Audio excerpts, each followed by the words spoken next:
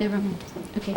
The young on the languages, because there's a few of you, you don't need to have a degree in interpretation or in translation. Any degree can apply. You can be a lawyer, you can be an economist. It doesn't matter. What we want is the knowledge of the language. Is that clear?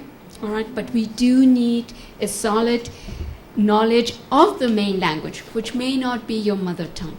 But you have to understand that the level has to be extremely high to translate from the others to your main language, even if it's not your mother tongue.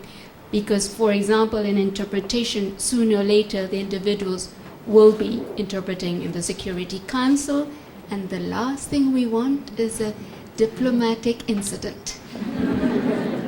All right, Young Professionals Program.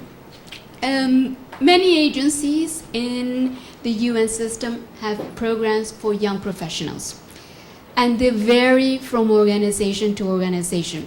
Some of them do require some experience, others do require more than one official languages, others also have age limits, others do not have age limits.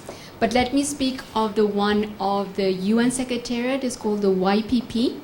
It is an exam that we have every year for nationals of countries that are or underrepresented or in critical danger of falling unrepresented. The requirements is at least a bachelor's degree, although we would prefer a master's degree, to be 32 years of age by December of the applicable year, and to have a good knowledge of either English or French. This year, we are not inviting Costa Rica for the exam as we did last year. It is not in the critical danger. It is in danger, but not in the critical danger. But there are some countries that were mentioned here that are being invited. Spain is invited, Australia is invited. So look at the website. There are 80 countries being invited this year. The opening period to apply for the exam will be mid-July until mid-September. Every year we choose different areas or occupational groups. This year the areas are going to be, for example, political affairs, economics, radio producer in Portuguese. Anyone here speaks Portuguese? We do also have this year architecture. That is one of the other areas. So go to our website and you will see which are the areas that we are covering this year. Is that clear? In other organizations, let me take UNICEF. UNICEF has the NETI program. For them, they do require at least 2 years of experience and a master's and 2 of the official languages. It will be advertised later in the summer. They're currently reviewing it, so just go to the website and you will see what are the requirements. The United Nations Development Program, they have what they call the LEAD program. All of us are very creative, so we have different names for all of them. And so later in the summer, very likely they will be starting to advertise the program. It's currently under review. For them, they do require 5 years of experience, 2 official languages, and a master's degree. But it is a good way of starting the streams in the different organizations. So that is just to name a few. But you can surf in the websites of the different organizations.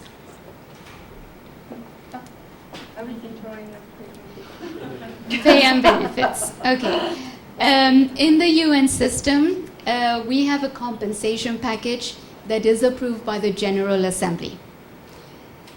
And obviously, it has a base salary, but it has other components. It has a social security component. Our staff members, we do not contribute to the national social security of the different countries. It is our social security, so our staff members will be covered by our social security, and that covers sick leave as well as pension benefits, disability benefits, education grant, and others. All that is in our website, so it won't go into the details. But if any of you have any questions, just give it to us when we have the questions and answers, if there's something very specific that you want to ask. If you're hired internationally, obviously we will cover the cost to move you with your families to the duty station, to the location that you're being assigned. The only time we will not cover if it is a location where you cannot bring your family, like Afghanistan. For security reasons, we cannot have staff members with families because we have to be sure that we can evacuate them as quickly as possible should the time arrive. Consultants. Many of you may not want to have long-term contracts with us or know of people that may not want to be on a permanent basis with us. So there are a number of individuals that contribute to us as consultants with very specialized expertise, either locally or internationally. And then we have a good number of companies that also contribute to us. In order to be able to bid for any consultancy at the institutional contract level, there is a website that you have to register. Remember, you'll have this presentation with you so you can go and surf on it. The internship program. In the United Nations system, all of us have internship programs. In general, as an average, the minimum period is 2 months and the maximum period is 6 months. But you may have organizations that are more flexible, but that is the average among the 30 organizations. Normally it is unpaid, but there are 1 or 2 that are paying, providing a small amount to contribute to the expenses. One of them, for example, is EFAT in Rome. But in the UN Secretariat, UNICEF, UNDP, and others, we are not providing any payment, and the reason for it is that the General Assembly does not allow us to do that. So no matter what we do, until it's approved by the General Assembly, we can't do anything. The requirements is to be registered in a master's degree. So that is a requirement for us. And you can serve all over the world. The United Nations Volunteer Program, and I see many of you that may be interested in this. The United Nations Volunteers Program was established in 1971, and it provides service to the whole UN system in terms of volunteers. There are 2 main streams. Let me go with the easiest one, that is the online volunteers. The online volunteers volunteer to do an assignment online, remotely. It can be 8 hours, it can be 3 months, and they are advertised on their website. It is not remunerated, but at the end of the assignment, you will receive a certificate. It is not counted as professional experience, but if you do it, it starts building your curriculum, as Lynne has indicated, on your interest in contributing to international affairs and contributing to the world. So that is a way of volunteering and start to build up your profile.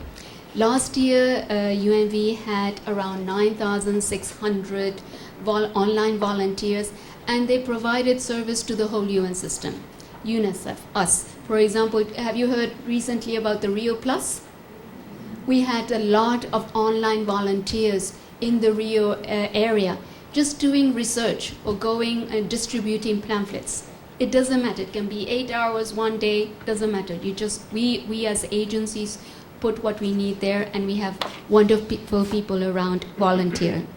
And then we have the proper UNVs. These are individuals that volunteer to go to a certain location to produce and provide services to us. The majority of these UNV assignments are in Africa or in Asia. Although the name says volunteer, we do provide a small amount of money in order to cover the living expenses at the location. So it's not totally volunteer in the sense that it's not that you're not going to get anything, but obviously you will get less than what the other staff members get. But many UN staff members like Lynne and myself did start as a UN volunteer in many countries. it is a starting point for many of them to join afterwards. The minimum requirements for the UNV volunteers is to be 25 years of age and have a university degree and 2 years of experience only. There is no upper age limit. We have a lot of retirees that after having a very successful career, they then come and volunteer for us. So there is a full gamut on that. So in summary, what are we looking for? We are looking forward to people with integrity, people that are dynamic, people that are flexible, people that can work in teamwork. And we'll let you know in a few minutes why we need those values to work with us. Your knowledge is very important to us, but we need to know how you can apply that knowledge in the workplace. So that is what we look in the application that Lynne is going to give you some details, and that is what we will look for in the interview. Is it clear? All right, so now we are going to turn over to how to apply. But before I do that, who in the audience is married? Or has a partner? Or has children? I want the hands up. Okay, that's excellent. So before you consider applying to an international assignment, we urge you to have a discussion as a family with your partner and with your children. You will be surprised what we have to hear and listen to. We make an offer and it has happened. What's your name, let's say? Who's married? You. What's your name? Mauricio. Mauricio. Okay, Mauricio applies. He is selected and we offer him an assignment in Kabul. Lynne calls him and Mauricio says, oh, I haven't discussed it with my wife. First time. It is too late. Is it clear? It is a family decision. Lynne and all of us who work in the UN, we have a wonderful life and we enjoy it. Life in the UN is not perfect as any other business. But being away from your family, being away from your culture, being away from your food, from your music, is not easy. And you know yourselves better. We cannot tell you whether you can do it or not do it. You have to have that discussion with your partners. It may be that is not the time now, that it may be after, and that is okay. But please do have that discussion. And if you have children that can, even if they're young ones, but they're starting to speak, do start involving them, because they also is part of the process. Is that clear? Okay, so now let me go to the other side. Who is not married, does not have a partner, does not have children, and are truly, truly single?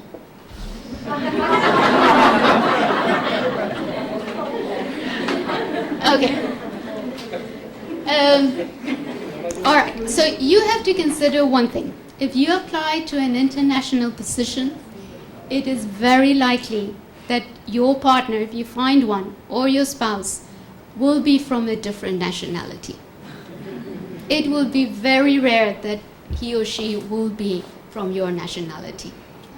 And again, it's only you who know whether or not you can handle that. Some of you, and we have seen cases, they are not able to handle it. So you need to have that reflection in order to work, and before you go to the application process that Lynne has indicated. As Lynne says, some of us are away from our family, but the UN becomes a family, but is not your family also. So I'll hand it over to Lynne in order to give you the tips.